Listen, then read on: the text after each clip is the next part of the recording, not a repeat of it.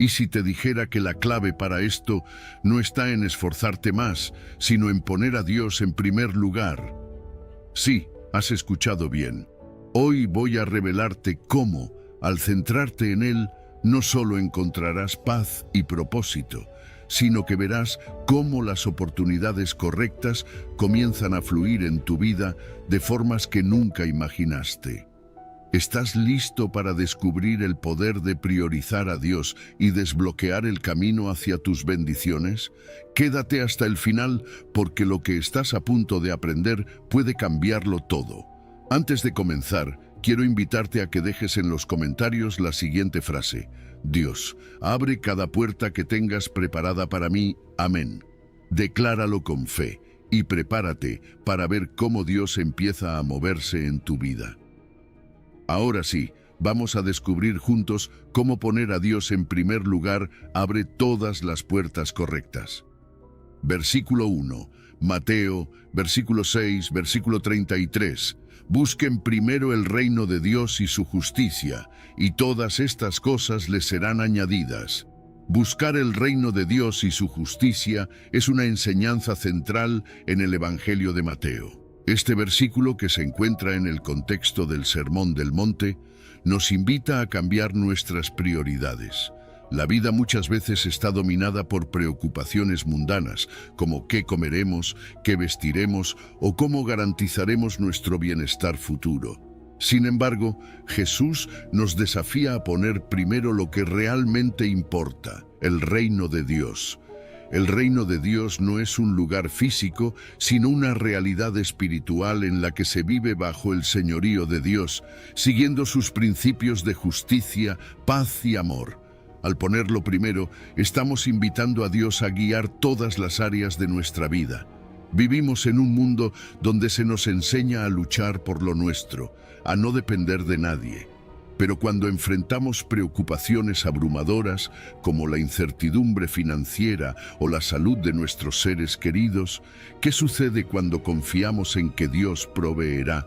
Jesús nos desafía con este versículo a cambiar nuestras prioridades, a soltar esas cargas que llevamos a diario y poner en primer lugar lo que realmente importa, el reino de Dios.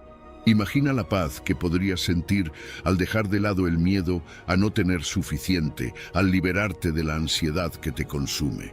Al buscar primero el reino de Dios, sucede algo maravilloso. Nuestras preocupaciones mundanas pasan a segundo plano y de manera inesperada nuestras necesidades comienzan a ser suplidas. No es un llamado a la irresponsabilidad, sino a la confianza absoluta en que Dios está a cargo de cada detalle. ¿No es ese el descanso que tu alma anhela? En lugar de estar abrumado por el qué comerás o cómo pagarás las cuentas, comienza a enfocarte en lo que Dios quiere para ti. Y cuando lo haces, las puertas se abren, las bendiciones llegan y todo lo demás se añade como una consecuencia natural. La palabra primero es crucial aquí. Jesús no dice que no se debe buscar comida, ropa o bienestar, sino que debemos buscar el reino de Dios. Primero, esta es una llamada a la confianza absoluta en Dios. Cuando ponemos a Dios y su justicia como la prioridad, nuestras preocupaciones materiales pasan a un segundo plano. Y no porque estas cosas no sean importantes, sino porque Dios promete proveerlas. Este versículo nos desafía a confiar en que, al vivir de acuerdo con los valores del reino de Dios, todo lo demás se alineará.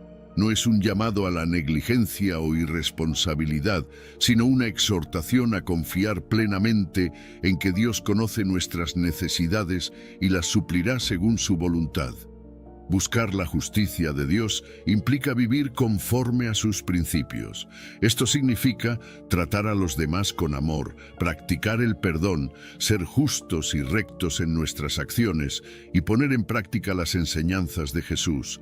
La justicia en este contexto no solo se refiere a un cumplimiento legal o moral, sino a una forma de vida que refleja el carácter de Dios.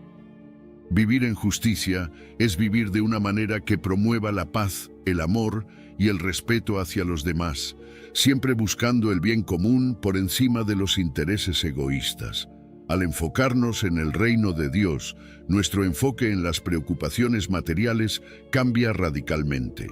En lugar de estar abrumados por el miedo o la ansiedad por el futuro, comenzamos a confiar en que Dios, quien conoce nuestras necesidades mejor que nosotros mismos, cuidará de cada detalle de nuestra vida.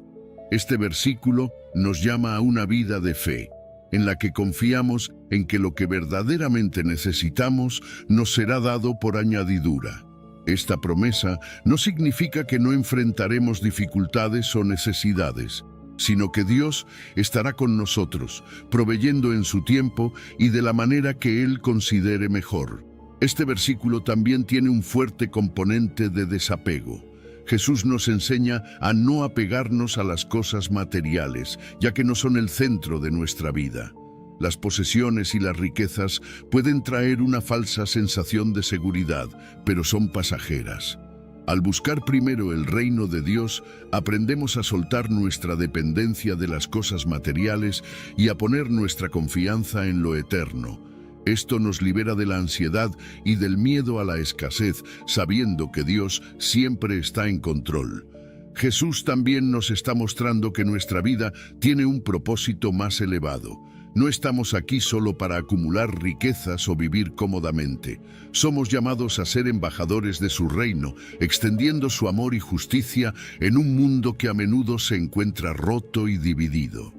Al poner primero el reino de Dios, nos alineamos con ese propósito superior, sabiendo que nuestras vidas tienen un impacto eterno cuando vivimos conforme a su voluntad. Versículo 2. Proverbios, versículo 3, versículo 6. Reconócelo en todos tus caminos y Él enderezará tus veredas. Este versículo nos invita a hacer algo esencial para nuestra relación con Dios: reconocerlo en cada aspecto de nuestra vida. No se trata solo de acordarnos de Él en los momentos de dificultad o cuando necesitamos algo, sino de hacerle parte de nuestras decisiones diarias, de nuestros pensamientos y acciones.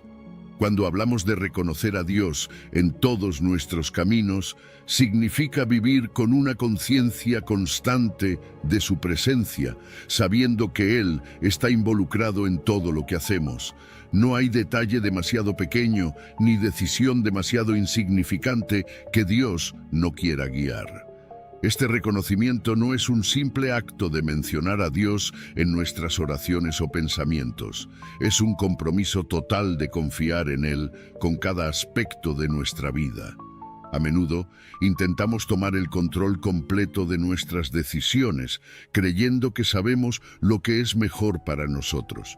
Sin embargo, Dios nos invita a dejar de lado ese impulso de control y, en cambio, reconocerlo como nuestro guía supremo. Es un acto de humildad, aceptar que no siempre tenemos las respuestas correctas y que necesitamos su dirección en cada paso que damos. Este versículo también nos asegura que cuando reconocemos a Dios en todos nuestros caminos, Él enderezará nuestras veredas. ¿Qué significa esto? Significa que cuando confiamos en Él, incluso cuando los caminos parecen difíciles, confusos o llenos de obstáculos, Dios promete guiarnos. Las veredas de nuestra vida pueden ser torcidas por malas decisiones, errores o simplemente por la incertidumbre de lo que está por venir, pero Dios tiene el poder de hacer esos caminos rectos.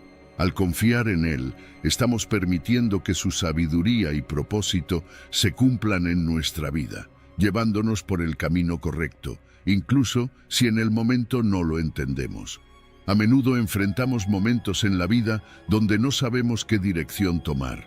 Hay tantas decisiones que pueden parecer abrumadoras y es fácil perderse en la ansiedad o la confusión. Este versículo nos recuerda que no necesitamos tener todas las respuestas, solo necesitamos reconocer a Dios y dejar que Él nos guíe. No significa que el camino siempre será fácil o que no encontraremos desafíos, pero sí significa que podemos caminar con la confianza de que al final Dios está enderezando nuestras veredas, llevándonos hacia el destino que Él ha planeado para nosotros. Reconocer a Dios en nuestros caminos también implica rendirnos ante su voluntad. Muchas veces nuestras decisiones están influenciadas por nuestros propios deseos, por lo que creemos que nos dará éxito, felicidad o satisfacción inmediata. Sin embargo, cuando realmente reconocemos a Dios, también estamos dispuestos a poner a un lado nuestras propias expectativas y permitir que su voluntad sea la que prevalezca. Este acto de rendición nos lleva a una paz interior, sabiendo que Dios está en control y que, aunque no entendamos todo lo que sucede a nuestro alrededor, Él tiene un plan perfecto. El versículo también resalta la importancia de la consistencia. Reconocer a Dios en todos los caminos significa hacerlo en cada área de nuestra vida, no solo en los aspectos espirituales, sino también en nuestras relaciones, en el trabajo, en nuestras finanzas y en nuestras decisiones personales. Es fácil buscar a Dios cuando estamos enfrentando una crisis, pero el verdadero desafío es buscar su guía incluso en los momentos de éxito o cuando creemos que podemos manejar las cosas por nuestra cuenta. El reconocimiento constante de Dios en todos los aspectos de nuestra vida es lo que nos asegura que estamos caminando en el camino correcto, guiados por su sabiduría.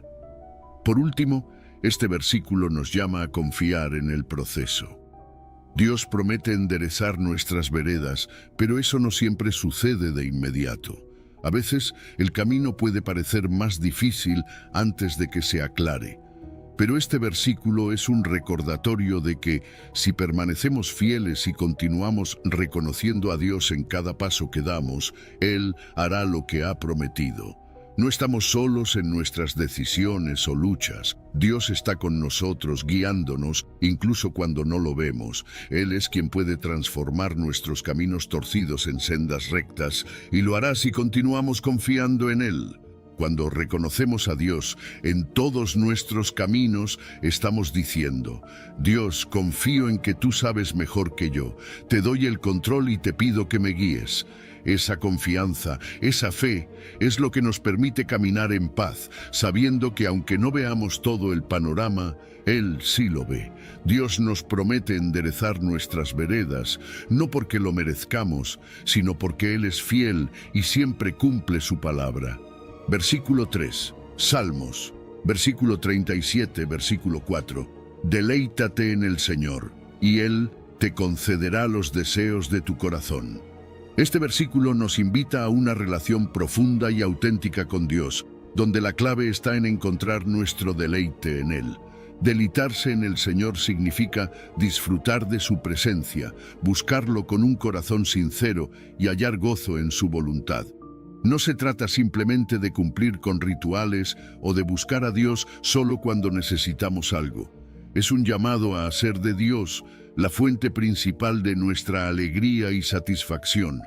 Cuando aprendemos a deleitarnos en el Señor, comenzamos a entender que nuestra mayor recompensa no está en las cosas materiales o en lo que el mundo nos ofrece, sino en la intimidad con Él.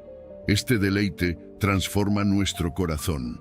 A medida que nos acercamos más a Dios, nuestros deseos empiezan a alinearse con los suyos. Muchas veces, nuestras metas y sueños personales pueden estar centrados en lo que creemos que nos hará felices: éxito, reconocimiento, posesiones. Pero al deleitarnos en el Señor, descubrimos que esas cosas no tienen el poder de darnos una felicidad duradera. En cambio, lo que verdaderamente necesitamos, aquello que llena nuestro corazón de gozo y paz, se encuentra en Dios. Este versículo nos recuerda que cuando buscamos a Dios con un corazón dispuesto, Él transformará nuestros deseos para que coincidan con su plan perfecto. Es importante entender que Dios no es un medio para obtener lo que queremos, sino que, al deleitarnos en Él, nuestros deseos se purifican. Comenzamos a querer lo que Dios quiere, y nuestros anhelos cambian de ser meramente terrenales a ser espirituales. Comenzamos a anhelar justicia, paz, amor y la expansión de su reino. Dios promete concedernos los deseos de nuestro corazón cuando estos están alineados con su voluntad, porque esos deseos ya no son egoístas o superficiales. Se convierten en deseos que reflejan el carácter de Dios, y es ahí cuando vemos cumplirse esta promesa. Este versículo también nos enseña a confiar en los tiempos de Dios. A veces, los deseos de nuestro corazón no se ven realizados de inmediato. En esos momentos es fácil desanimarse o pensar que Dios no escucha nuestras oraciones. Sin embargo, cuando nos deleitamos en el Señor, aprendemos a confiar en que Él conoce el mejor momento y la mejor manera de conceder lo que realmente necesitamos. Dios no se olvida de nuestras peticiones, simplemente Él sabe cuándo es el momento oportuno para que recibamos esas bendiciones. Nuestra tarea es mantenernos deleitados en su presencia, sabiendo que Él nunca falla en cumplir sus promesas. Además, deleitarnos en el Señor implica una relación de intimidad y confianza con Él. Significa pasar tiempo en oración, adoración y lectura de su palabra. Cuanto más tiempo pasamos en su presencia, más aprendemos a conocer su carácter y su voluntad para nuestras vidas. Este deleite no es algo que surge de un día para otro, es una relación que se construye con el tiempo, donde aprendemos a disfrutar de la comunión con Dios, no por lo que Él puede darnos, sino por quién es Él. Y cuando llegamos a este punto de conexión profunda, nuestras preocupaciones mundanas se desvanecen y nuestros deseos se entrelazan con los propósitos eternos de Dios. También es crucial entender que los deseos de nuestro corazón pueden ser complejos y a veces contradictorios. Podemos desear algo que parece bueno a nuestros ojos, pero que no está alineado con lo que Dios sabe que es mejor para nosotros. En esos momentos, deleitarnos en el Señor nos ayuda a discernir cuáles deseos son verdaderamente puros y dignos de ser concedidos. Dios, en su sabiduría infinita, sabe qué anhelos nos llevarán más cerca de Él y cuáles podrían alejarnos. Por eso, mientras más nos deleitamos en su presencia, más claridad obtenemos sobre lo que realmente necesitamos para nuestra vida. Este versículo es un llamado a una vida de satisfacción en Dios. Nos enseña que cuando encontramos nuestro gozo en Él, no solo estamos más cerca de recibir los deseos de nuestro corazón, sino que también aprendemos a vivir en paz, sabiendo que Dios está en control. Deleitarse en el Señor no es un medio para un fin, es el fin mismo. Es vivir cada día con el entendimiento de que Dios es más que suficiente para nosotros. Y cuando ese entendimiento se arraiga en nuestro corazón, los deseos más profundos, aquellos que reflejan su voluntad para nuestras vidas, comienzan a manifestarse. En resumen, deleítate en el Señor y Él te concederá los deseos de tu corazón. No es solo una promesa de que obtendremos lo que queremos, sino una invitación a vivir una vida centrada en Dios. A medida que nuestro deleite en Él crece, nuestros deseos se transforman y comenzamos a anhelar aquello que es realmente bueno para nosotros. Y en esa alineación de nuestros deseos con los de Dios, experimentamos la satisfacción y la realización que solo Él puede dar. Versículo 4, Deuteronomio, versículo 28, versículos 1 y 2. Si obedeces al Señor tu Dios y cumples fielmente todos sus mandamientos, el Señor te pondrá en alto sobre todas las naciones de la tierra, y vendrán sobre ti todas estas bendiciones y te alcanzarán. Este pasaje es una poderosa promesa de bendiciones, pero también un recordatorio del papel crucial que la obediencia tiene en nuestra relación con Dios. La palabra clave aquí es obediencia, y no se trata de una obediencia a medias o condicionada, sino de una entrega total a los mandamientos de Dios. A menudo nos enfrentamos a situaciones en las que nos sentimos tentados a seguir solo los aspectos de la palabra de Dios que nos resultan cómodos o fáciles. Sin embargo, este versículo nos llama a una obediencia completa, a cumplir fielmente todos los mandamientos del Señor, no solo algunos. La promesa que Dios hace aquí es sorprendente. Él promete elevarnos por encima de todas las naciones si seguimos sus mandamientos. Conocer a Dios personalmente fortalece nuestra confianza. Cada vez que experimentamos su fidelidad, nuestra fe se hace más sólida. Y saber que Dios es soberano, que tiene el control de todas las cosas, nos libera de la ansiedad. Porque si Dios tiene el control, ¿por qué preocuparnos? Él es bueno y su amor es perfecto. Confiar en su carácter nos permite descansar, sabiendo que estamos en sus manos. Aplicar esta enseñanza en nuestra vida diaria puede transformar por completo cómo enfrentamos los desafíos. Establecer una rutina espiritual es clave. Dedicar tiempo para estar con Dios, orar y meditar en su palabra cada día nos renueva. Memorizar versículos que refuercen nuestra confianza en Dios también nos ayuda a mantener la perspectiva correcta. Y practicar la gratitud nos recuerda que, aunque haya desafíos, siempre hay algo por lo cual agradecer. Cuando perseveramos en Dios, los resultados se hacen evidentes. Emocional y espiritualmente somos más estables. Las situaciones difíciles ya no nos sacuden como antes porque sabemos en quién hemos confiado. Y esta paz no solo nos beneficia a nosotros, también impacta a quienes nos rodean. Nuestra tranquilidad puede ser una inspiración para otros, mostrando que la paz verdadera es posible cuando caminamos con Dios. Perseverar en Dios no es fácil, pero vale la pena. La paz que Él ofrece es inigualable.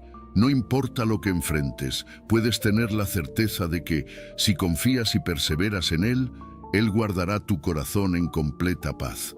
No es una promesa lejana ni inalcanzable.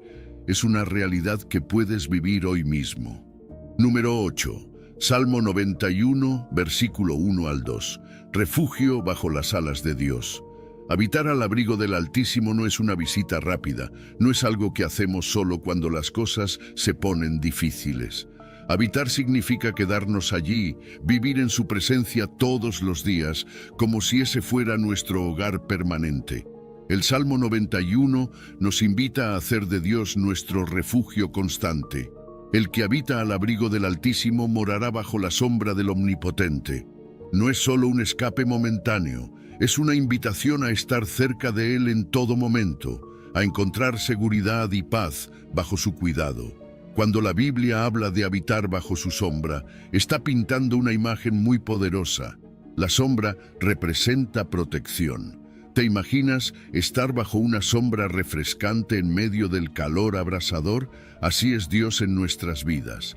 Él es ese refugio que necesitamos cuando la vida se vuelve demasiado pesada, cuando el calor de los problemas amenaza con desgastarnos. Y para estar bajo su sombra, necesitamos estar cerca, muy cerca. No puedes recibir sombra a distancia. Es necesario acercarte a Él, construir una relación íntima, diaria, donde cada día sea una oportunidad para experimentar su presencia. Y esta relación va acompañada de una declaración de confianza. Diré yo a Jehová, esperanza mía y castillo mío, mi Dios en quien confiaré. Cuando llamamos a Dios nuestra esperanza y fortaleza, estamos diciendo, Dios, eres mi refugio, mi lugar seguro. Pase lo que pase, confío en ti. Esta no es una confianza superficial, es una confianza profunda, nacida de la experiencia. Es el tipo de confianza que crece cuando hemos visto a Dios obrar en momentos difíciles, cuando sabemos que, aunque las circunstancias no cambien de inmediato, Él es fiel. Vivir bajo el abrigo del Altísimo nos da beneficios increíbles. No solo nos protege de los peligros visibles, sino también de las amenazas invisibles que a menudo ni siquiera percibimos. ¿Cuántas veces nos ha librado de situaciones sin que nos demos cuenta? Además, esta protección no se limita solo a lo externo. Habitar en su presencia trae paz y seguridad internas. Es una tranquilidad que no tiene sentido para el mundo, una paz que supera cualquier lógica humana. Ahora, vivir en esta paz requiere práctica, no es algo automático. Necesitamos cultivar nuestra relación con Dios cada día. Eso implica orar, meditar en su palabra y buscarlo intencionalmente. No solo en los momentos difíciles, sino también en los días tranquilos. Confiar en Dios significa llevarle todas las áreas de nuestra vida, nuestras preocupaciones, nuestras decisiones, todo. Y esa confianza se refleja en nuestras palabras. Cuando declaramos con convicción quién es Dios para nosotros, algo cambia en nuestro interior. No es solo una declaración para Dios, también es un recordatorio para nosotros mismos de que Él es nuestra esperanza. Vivir en su presencia nos transforma. La ansiedad y el miedo pierden su control sobre nosotros porque sabemos que estamos en las manos de un Dios poderoso y amoroso. Esta paz interior no solo nos beneficia a nosotros, también tiene un impacto en quienes nos rodean. Nuestra serenidad y fe pueden inspirar a otros. Cuando las personas ven que a pesar de las tormentas vivimos en paz, se preguntan cómo es posible, y allí tenemos la oportunidad de señalarles a Dios como la fuente de esa paz. Este es el llamado del Salmo 91, no vivir con miedo, sino con confianza, no buscar refugio en nuestras propias fuerzas, sino en el abrigo del Altísimo. Cuando hacemos de Dios nuestro hogar permanente, su sombra nos cubre en todo momento. Pase lo que pase, sabemos que estamos seguros, porque nuestra esperanza está en Él. Número 9. Salmo 55, versículo 22. Descanso al entregar nuestras cargas. Echar nuestras cargas sobre Dios es un acto liberador, pero también es una decisión consciente. El Salmo 55, 22 nos dice: echa sobre Jehová tu carga, y Él te sustentará. No dejará para siempre caído al justo. No se trata solo de mencionar nuestras preocupaciones en una oración rápida y seguir cargándolas como si nada. Echar la carga significa soltarla de verdad, entregarla sin reservas. Es reconocer que no estamos diseñados para llevarlo todo por nuestra cuenta, y está bien aceptar eso. Hay cosas que simplemente no podemos controlar y Dios lo sabe. Por eso nos invita a poner todo en sus manos. Soltar no es fácil. A veces pensamos que si no estamos al mando de cada detalle, todo se saldrá de control. Pero esa es precisamente la razón por la que nos agotamos. Intentamos llevar cargas que no fueron hechas para nuestros hombros. Dios, en su amor y sabiduría, no solo nos pide que le entreguemos nuestras preocupaciones, también nos promete que nos sustentará. Él te sustentará, significa que no nos dejará caer. Él nos dará la fuerza, el ánimo y los recursos necesarios para seguir adelante. Su sustento no es temporal ni insuficiente, es constante, seguro y perfecto. Y lo más hermoso es que Dios no solo sostiene, sino que también restaura. La promesa es clara, no dejará para siempre caído al justo. Puede que hoy te sientas en el suelo, derrotado por las circunstancias, pero no es el final de tu historia. Dios no te abandonará allí. Su fidelidad asegura que aunque caigas, no te quedarás caído. Él tiene el poder para levantarte, restaurarte y llevarte más allá de lo que imaginas. Esa es su promesa para los que confían en Él. Pero, ¿cómo hacemos esto en la práctica? Lo primero es identificar nuestras cargas. ¿Qué te está pesando hoy? ¿Es el estrés del trabajo? ¿Problemas familiares que no sabes cómo resolver? ¿Ansiedad por las finanzas o el futuro? Sea lo que sea, Dios quiere que se lo entregues. Lleva esas cargas a Él en oración. No necesitas palabras complicadas, solo habla con sinceridad. Dile lo que te preocupa y confía en que Él escuchará. Y lo más importante, una vez que le entregues la carga, no vuelvas a tomarla. Confía en su tiempo y en su manera de actuar, incluso si su plan no coincide con el tuyo. Su camino siempre es mejor, aunque a veces no lo entendamos al principio. Cuando le entregamos nuestras cargas, algo increíble sucede. Sentimos un alivio profundo, un descanso que va más allá de lo físico. Es como si, de repente, todo el peso que llevábamos en el alma se desvaneciera. Y con ese descanso viene una paz que solo Dios puede dar. Ya no dependemos de nuestras propias fuerzas, sino de su poder. Nuestra relación con Él se fortalece porque aprendemos a confiar más en su cuidado. Vivir con esa confianza transforma nuestra manera de enfrentar la vida. De pronto, las cosas que antes nos agobiaban ya no tienen el mismo poder sobre nosotros. Empezamos a vivir con más libertad, enfocados en lo que realmente importa. La alegría regresa a nuestro corazón, y eso no pasa desapercibido para quienes nos rodean. Nuestra paz se convierte en un testimonio vivo, un mensaje sin palabras que dice: Dios es fiel. Él sostiene, Él restaura. Hoy puedes tomar esa decisión. Echa tus cargas sobre Dios, no tienes que llevarlas solo. Él está esperando que se las entregues porque tiene cuidado de ti. Confía en su amor, en su tiempo y en su manera de obrar. Y verás cómo esa carga que parecía imposible de llevar se convierte en una oportunidad para experimentar su paz y su poder. Número 10. Romanos 15, versículo 13. Llenos de gozo y paz al creer. Dios es el Dios de esperanza. Esa no es solo una frase bonita, es una verdad profunda. Cuando la Biblia dice en Romanos 15, 13, y el Dios de esperanza os llene de todo gozo y paz en el creer, para que abundéis en esperanza por el poder del Espíritu Santo. Está revelando algo poderoso. Nuestra esperanza, nuestro gozo y nuestra paz no vienen de las circunstancias, sino de Él. Dios no solo tiene esperanza para nosotros, Él mismo es la fuente inagotable de esa esperanza. La esperanza que viene de Dios no es un simple optimismo, no es esa actitud de ojalá todo salga bien. Es una confianza firme basada en quién es Dios y en sus promesas. Sabemos que Él es fiel, que cumple lo que promete, y esa certeza nos llena de esperanza, incluso en los momentos más difíciles. Cuando creemos en Dios, no lo hacemos con los dedos cruzados, lo hacemos con una confianza profunda que transforma nuestra perspectiva. De esa fe activa nace el gozo. No es un gozo superficial, no es la alegría que depende de que todo salga como esperamos. Es un gozo que surge del interior, de esa relación íntima con Dios.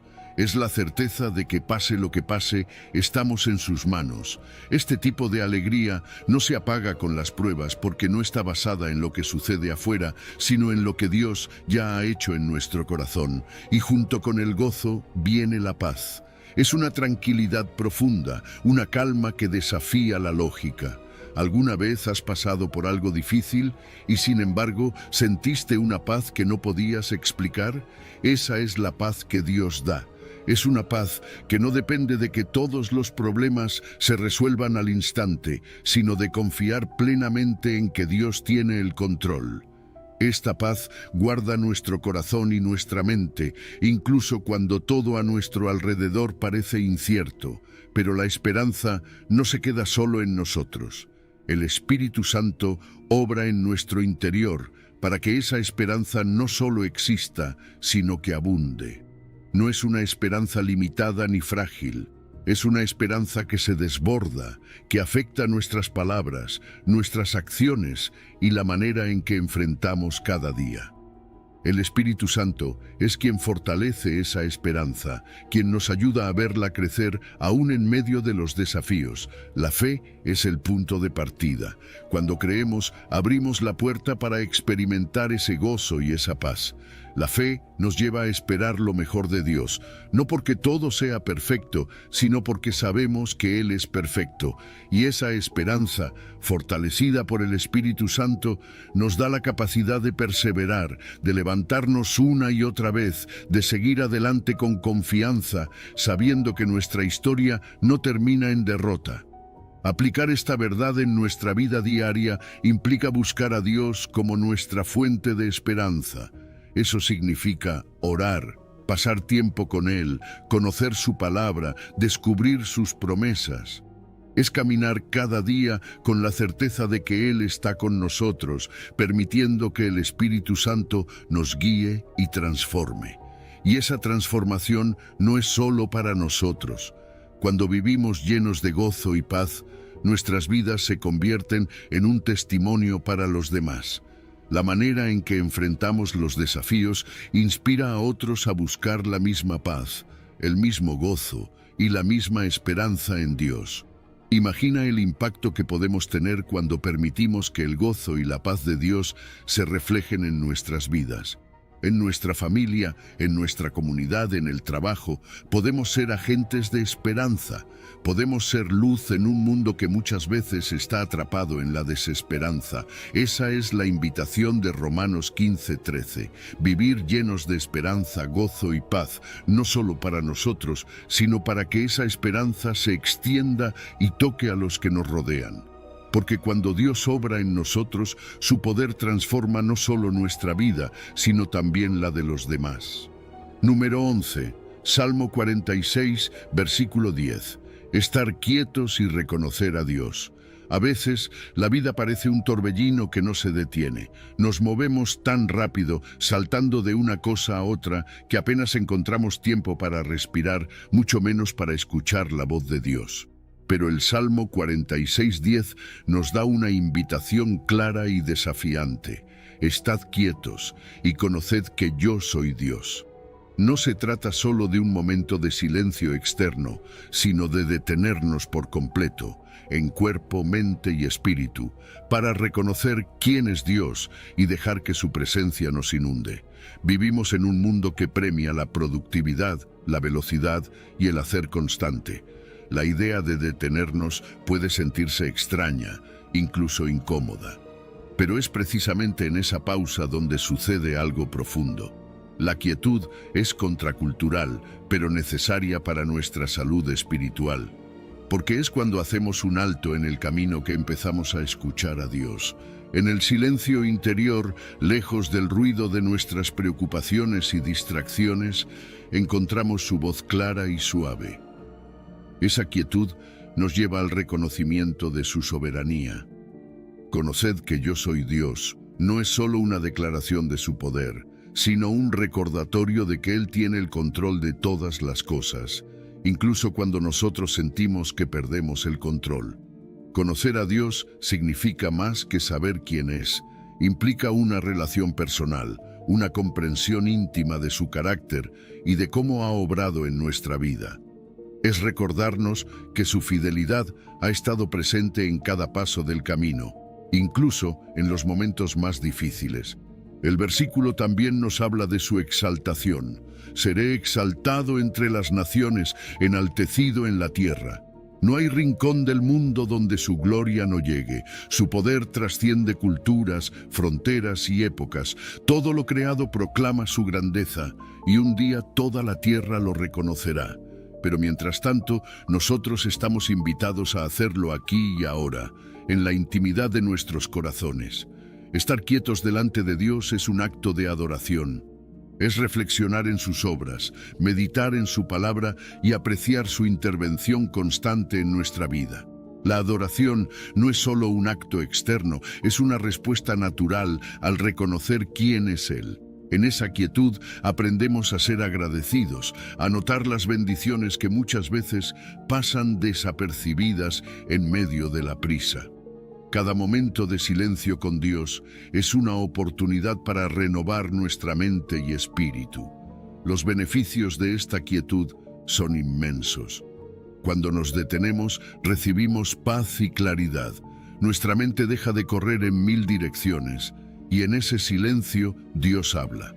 Nos da discernimiento para tomar decisiones sabias y nos recuerda su voluntad para nuestras vidas. Esa renovación espiritual fortalece nuestra relación con Él y nos prepara para enfrentar los desafíos con una perspectiva nueva. Practicar esta quietud requiere intencionalidad. No sucede por accidente. Necesitamos programar momentos específicos para estar a solas con Dios, desconectarnos de las distracciones y dedicar tiempo a meditar en las Escrituras. Leer su palabra con calma, reflexionar en cada versículo, dejar que esas verdades penetren en nuestro corazón. Es en esos momentos cuando su presencia nos transforma desde adentro. Y esta transformación no solo nos beneficia a nosotros.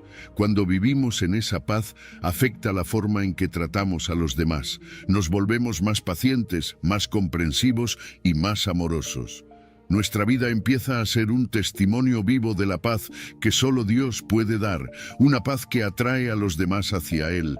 La gente alrededor nota algo diferente, algo que no se encuentra en este mundo acelerado, una estabilidad que solo puede venir de conocer y confiar en Dios.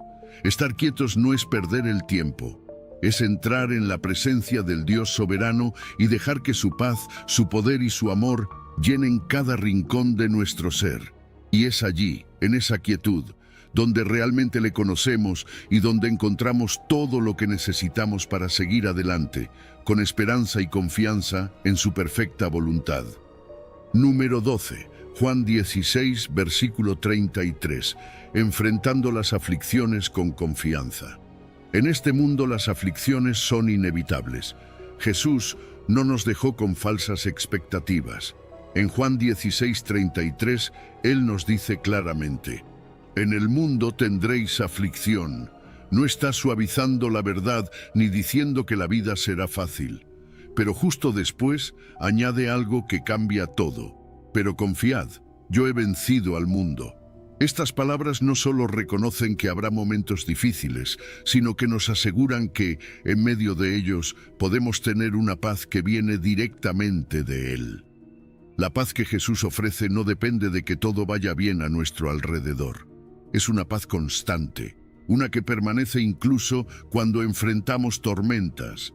¿Te has dado cuenta de cómo a veces las circunstancias externas pueden estar completamente fuera de control, pero dentro de ti hay una calma inexplicable? Esa es la paz que Jesús nos promete.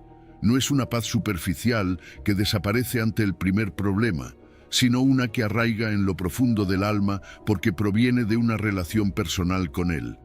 Es esa certeza de que, pase lo que pase, Él está con nosotros, sosteniéndonos. Jesús nos dijo claramente que en este mundo tendríamos aflicciones.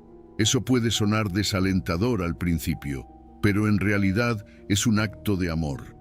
Él nos está preparando, nos está advirtiendo para que no nos sorprendamos cuando lleguen los desafíos. La vida trae sufrimientos, decepciones, pérdidas. Pero saberlo de antemano cambia nuestra perspectiva. No estamos solos ni desprevenidos. Jesús nos da la fortaleza para enfrentar cada día con valentía, sabiendo que las pruebas no nos derrotarán porque Él ya ha vencido. Y ahí está la clave, pero confiad. Esta no es una simple sugerencia, es una exhortación a vivir con esperanza activa. La confianza no es algo que ocurre de forma automática, es una elección que hacemos especialmente en los momentos difíciles. Confiar significa seguir adelante incluso cuando todo parece oscuro. Es mantener el ánimo, sabiendo que nuestras pruebas no tienen la última palabra. Jesús ya ha vencido y esa victoria es nuestra también. Cuando Jesús dice, yo he vencido al mundo, nos está recordando que su triunfo es completo. Él ha vencido al pecado, a la muerte y a todas las fuerzas que podrían intentar separarnos de su amor. Esta victoria es la base de nuestra esperanza. No importa lo que enfrentemos, sabemos que ya ha sido derrotado en Cristo.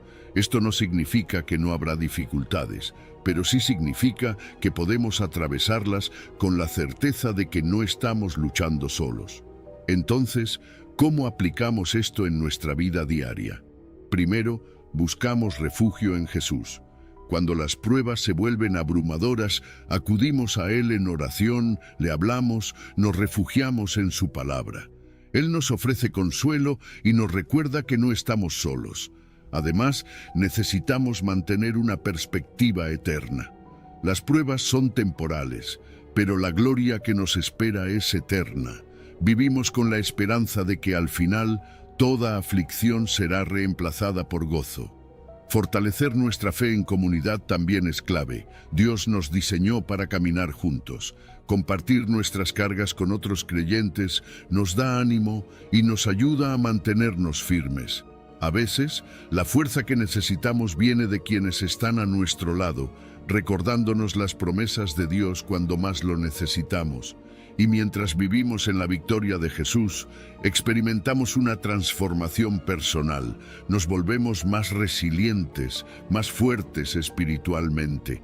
Las pruebas que enfrentamos se convierten en oportunidades para crecer y aprender. Y esa fortaleza no solo nos beneficia a nosotros. Al vivir con confianza en Jesús, nos convertimos en un ejemplo para los demás. Nuestra fe puede inspirar a otros a buscar a Dios, especialmente cuando ven que, en medio de las pruebas, seguimos adelante con esperanza. Jesús no nos prometió una vida libre de dificultades, pero sí nos aseguró que su victoria es nuestra. Hoy puedes confiar en que, pase lo que pase, Él ya ha vencido al mundo. Vive en esa verdad, encuentra tu paz en Él y mantén la esperanza viva. No estás solo en esta batalla y el final de la historia ya está escrito. Jesús ha ganado y su victoria es también la tuya. Número 13, Salmo 121, versículo 4. Dios como nuestro guardián incansable. Dios nunca duerme ni se distrae. El Salmo 121 nos dice que no se adormecerá ni dormirá el que guarda a Israel. Jehová es tu guardador, Jehová es tu sombra a tu mano derecha. Estas palabras son un recordatorio poderoso. No hay un solo momento en el que Dios deje de cuidar de ti. Él está atento, siempre alerta, incluso cuando nosotros no lo estamos. Y eso, ¿sabes?, nos da una paz que no se encuentra en ningún otro lugar, porque a diferencia de nosotros, que necesitamos descansar, Dios no lo hace. Su cuidado es constante, día y noche. Que Dios sea nuestro guardador significa que no estamos solos, ni siquiera por un segundo. Su protección no es distante o impersonal. No es como alguien que simplemente observa desde lejos, sin involucrarse. Numberel es tu guardador, de manera personal y cercana. Él sabe exactamente lo que necesitas, dónde te encuentras y por lo que estás pasando. Su atención está puesta en cada detalle de tu vida. A veces puede parecer que Dios está en silencio, pero eso no significa que no esté obrando. Él no te pierde de vista ni por un instante. Y aquí viene una imagen hermosa. Jehová es tu sombra a tu mano derecha. ¿Alguna vez has pensado en lo cerca que está una sombra?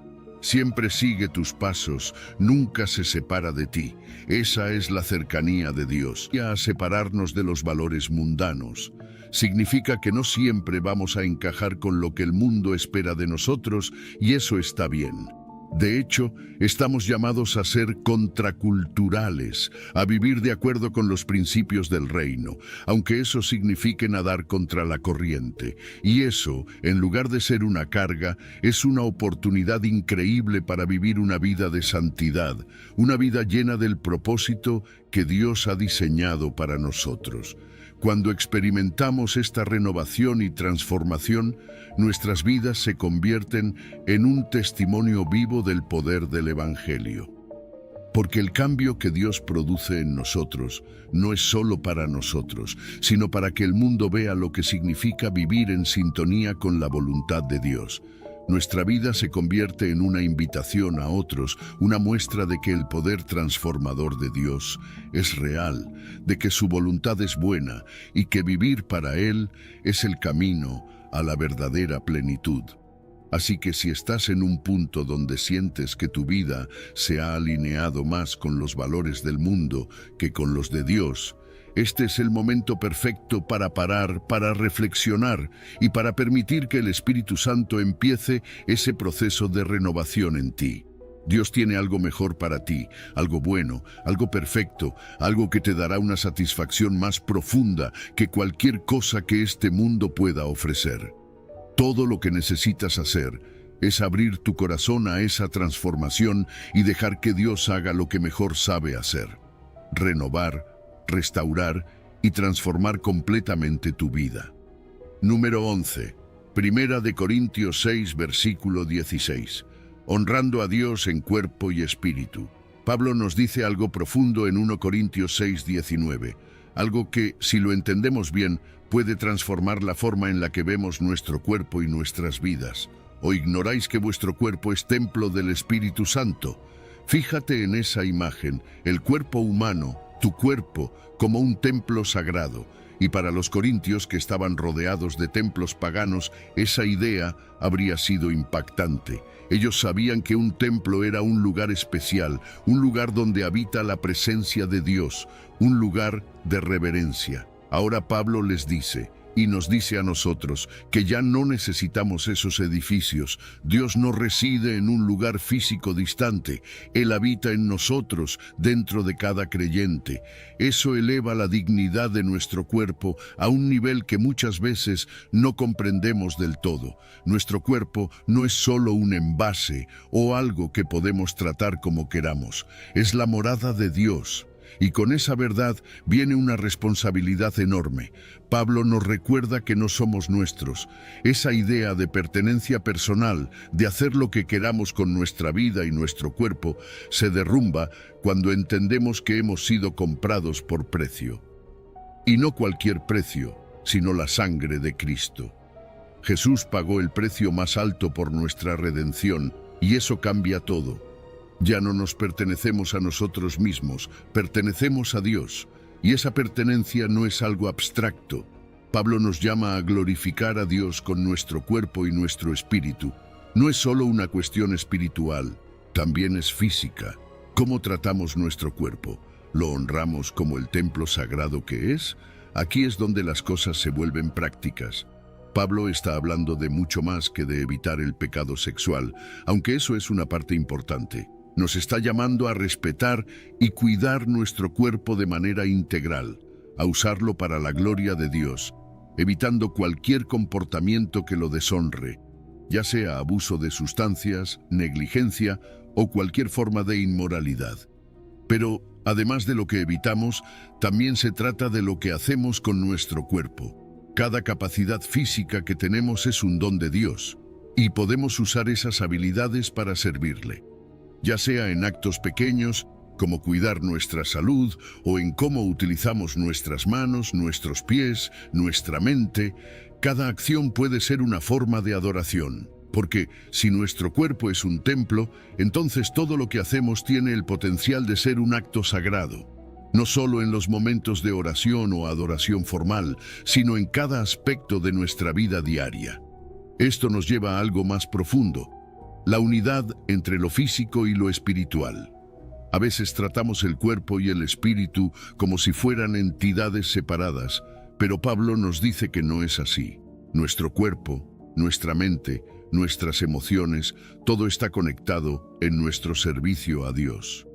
Cuando glorificamos a Dios, no solo lo hacemos con nuestros pensamientos o palabras, sino con nuestras acciones físicas, nuestras decisiones diarias, lo que permitimos que entre en nuestro cuerpo y lo que hacemos con él. Y todo esto viene con una profunda responsabilidad.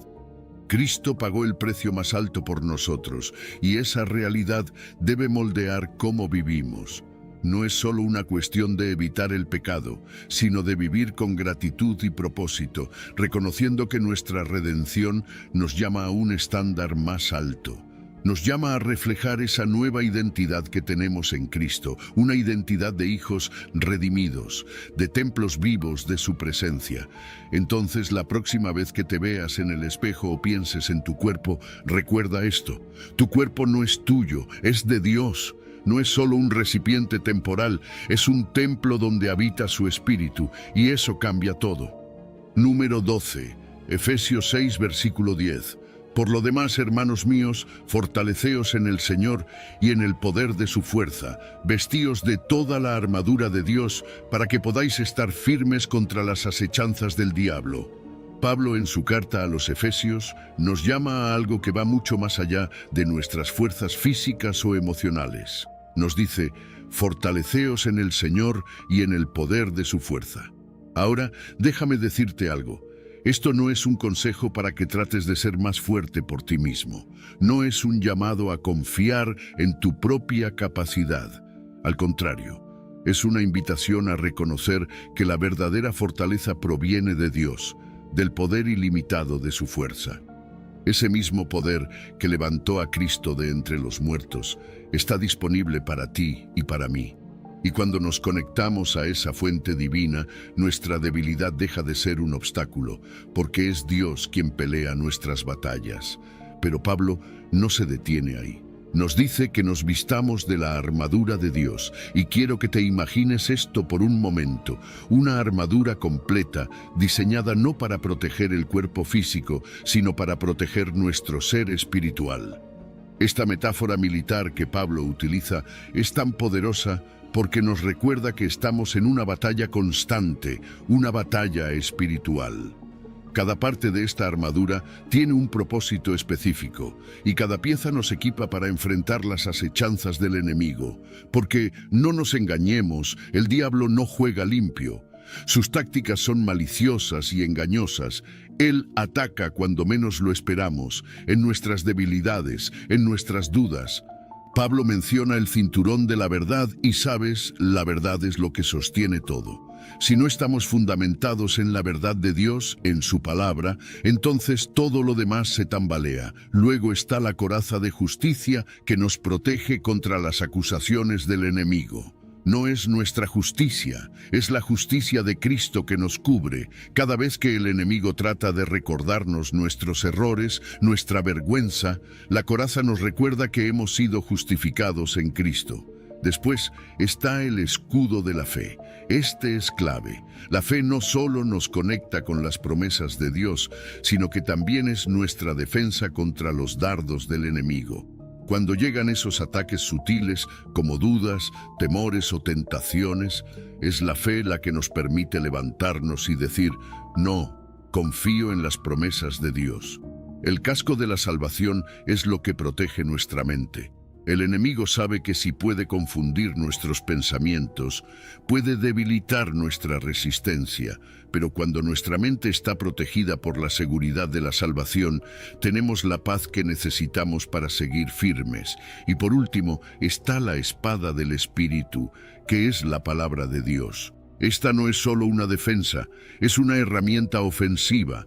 La palabra de Dios tiene poder. No es simplemente conocimiento, es el arma que necesitamos para enfrentar cualquier ataque espiritual. Jesús mismo usó la Escritura para resistir al diablo durante su tentación en el desierto. ¿Qué más evidencia necesitamos del poder de la palabra? Pero, ¿por qué necesitamos esta armadura? Porque estamos en una batalla espiritual constante. El enemigo no descansa. Y nuestra lucha no es contra carne y sangre, sino contra principados, potestades, contra las fuerzas espirituales de maldad. Esto no es algo que se toma a la ligera, es una guerra que ocurre cada día, en nuestros pensamientos, en nuestras decisiones, en nuestras relaciones. Y Pablo no nos dice que simplemente resistamos de manera pasiva. Nos llama a estar firmes, a mantenernos en una postura activa, listos para resistir los engaños del diablo. Ahora, ¿cómo se traduce esto en nuestra vida diaria? Primero, necesitamos cultivar una relación profunda y continua con Dios. No podemos vestirnos de la armadura de Dios si no estamos conectados a Él.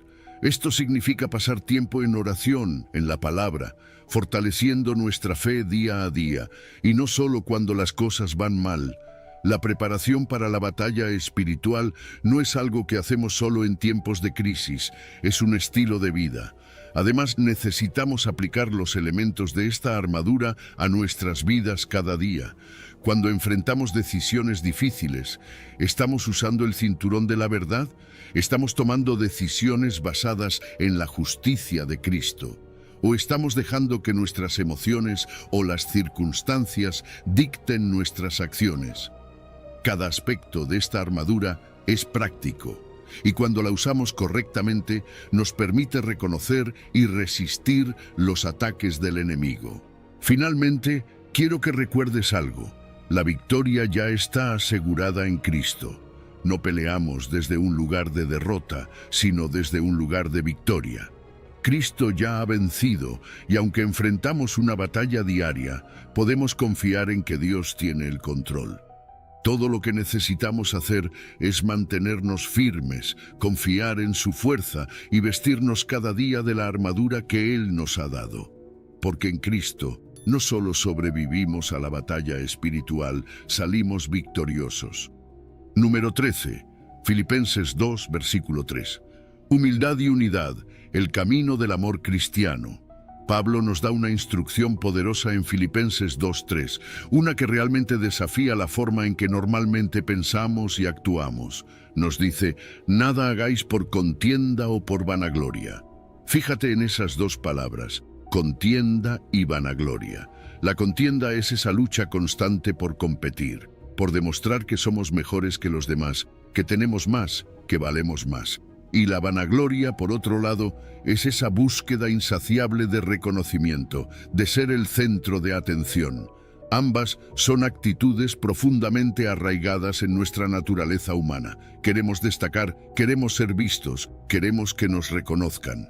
Pero Pablo nos está diciendo que no caigamos en ese juego. No se trata de buscar nuestra propia gloria, sino de vivir con humildad. Y aquí es donde entra uno de los llamados más radicales del Evangelio, la humildad. La humildad, en el mundo de hoy, es vista muchas veces como debilidad, pero en la Biblia es una de las virtudes más poderosas. ¿Qué es la humildad? No se trata de pensar que no valemos nada o de negar nuestros talentos. La humildad no es falsa modestia. Al contrario, es reconocer quiénes somos realmente delante de Dios, con nuestras virtudes y limitaciones, y usar eso para elevar a los demás. Humildad es estar dispuesto a poner las necesidades de otros por encima de las nuestras, sabiendo que no somos el centro del universo. Ahora Pablo nos dice algo que va contra nuestra inclinación natural. Estima a los demás como superiores a ti mismo. Eso es un desafío enorme, porque nuestra tendencia es siempre pensar en nosotros primero, ¿no es así? Pensamos en lo que queremos, en lo que necesitamos, en cómo nos vemos ante los demás.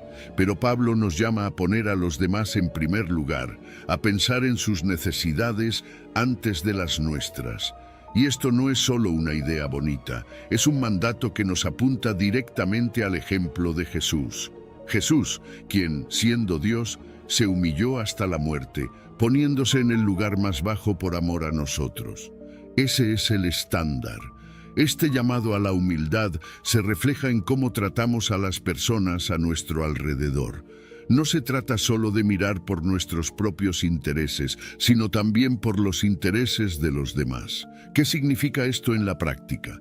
Significa estar atentos a las necesidades de quienes nos rodean, ser intencionales en cómo apoyamos y servimos a los demás. Muchas veces estamos tan concentrados en nuestras propias preocupaciones que nos olvidamos de las luchas o los desafíos que otros están enfrentando. Pero el amor cristiano nos llama a ser conscientes, a estar presentes, a preguntarnos, ¿cómo puedo ayudar a esta persona? ¿Qué puedo hacer para que su carga sea más ligera? Lo increíble es que esta manera de vivir, de poner a los demás primero, contrasta totalmente con los valores del mundo.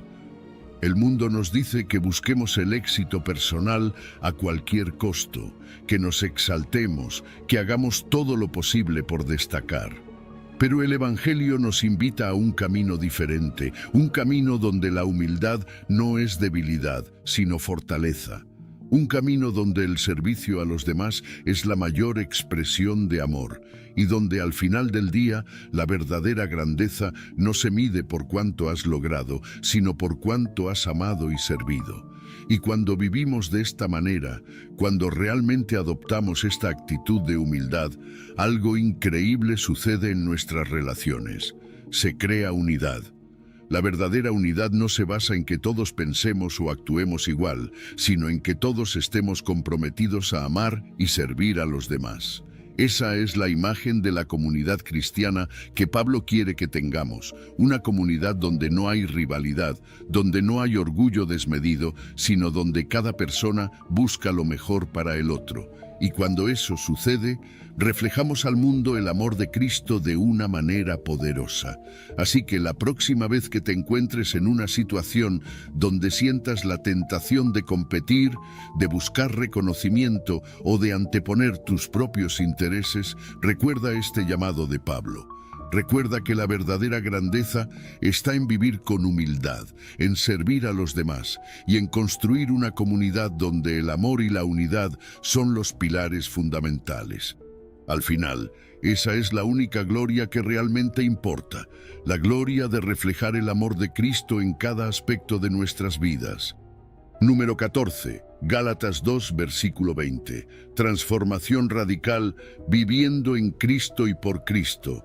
Cuando Pablo dice, con Cristo estoy juntamente crucificado, nos está revelando algo tan radical que, si realmente lo entendemos, transforma por completo nuestra forma de vivir. No se trata de una metáfora ligera. Pablo está hablando de una identificación total con la muerte de Cristo. Lo que él está diciendo es que, al creer en Jesús, hemos sido crucificados espiritualmente con él. Nuestro viejo yo, con todos sus pecados, egoísmos y deseos desordenados, ha sido clavado en la cruz. Ya no somos esclavos de ese yo antiguo, y eso es algo poderoso porque significa que el pecado ya no tiene autoridad sobre nosotros. Esa crucifixión espiritual es un acto radical de entrega y sumisión. Nos rendimos por completo, dejando atrás lo que éramos para abrazar una nueva vida en Cristo. Este acto de negación del yo es uno de los llamados más desafiantes del Evangelio. El mundo constantemente nos dice que nos enfoquemos en nosotros mismos, en nuestras metas, nuestros sueños, nuestro propio bienestar. Pero cuando aceptamos a Cristo, renunciamos a una vida centrada en nosotros. Esto no significa que nuestras metas o deseos no importan, sino que ahora están subordinados a la voluntad de Dios. Dejamos atrás el egoísmo, las ambiciones puramente personales y permitimos que Cristo transforme nuestras prioridades, y eso cambia todo. Ya no vivimos para satisfacer nuestros deseos, vivimos para glorificar a Dios. Y en ese proceso encontramos una paz y una satisfacción que el mundo jamás podría ofrecer. Lo increíble de todo esto es que Cristo no solo nos invita a morir con Él, sino que también nos invita a vivir una nueva vida en Él. Pablo lo deja claro. Ya no vivo yo, mas vive Cristo en mí. Piensa en eso por un momento. Cristo vive en ti. No es solo una idea teológica bonita, es una realidad poderosa. Su presencia habita en nosotros, transformando no solo lo que hacemos, sino cómo pensamos, cómo sentimos, cómo deseamos. Cristo toma el control y su vida comienza a reflejarse en la nuestra. Cuando Jesús vive en nosotros, nuestras acciones cambian. Ya no respondemos de la misma manera al conflicto, ya no perseguimos las mismas cosas que antes. Nuestros deseos empiezan a alinearse con los deseos de Dios. Ahora bien, Pablo también reconoce que seguimos viviendo en la carne, es decir, seguimos habitando en este cuerpo, en este mundo, pero lo que cambia es cómo vivimos en esta carne. Lo que antes era una vida dirigida por nuestros impulsos y deseos carnales, ahora es una vida definida por la fe en Cristo. Esto no es una fe pasiva, es una fe activa. Una confianza total en que Cristo es suficiente, en que su sacrificio nos sostiene cada día.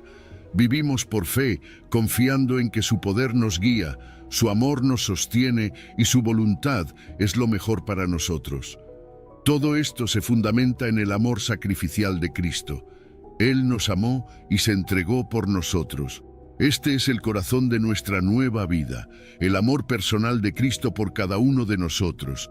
No es un amor genérico, es un amor profundo y específico. Jesús no solo murió por la humanidad en general, murió por ti, por mí, sabiendo exactamente quiénes somos, con nuestras debilidades y fallas. Ese amor es la base de todo lo que somos ahora. Es el motor que impulsa nuestra fe, nuestra obediencia y nuestra transformación. Entonces, ¿qué implica todo esto para nuestra vida diaria? Primero, nuestra identidad ya no está definida por lo que éramos, por nuestros logros o fracasos. Está definida por Cristo. Hemos sido crucificados con Él, y ahora su vida, su poder y su amor viven en nosotros. Segundo, nos llama a vivir una vida de fe, confiando en su gracia y su dirección. Y por último, nos invita a reflejar esta realidad en todo lo que hacemos. Ya no vivimos para nosotros mismos, sino para Cristo, quien nos amó y se entregó por nosotros.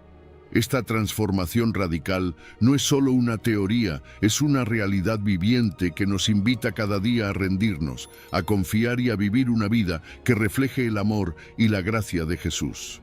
Después de todo lo que hemos compartido, te invito a detenerte por un momento y reflexionar.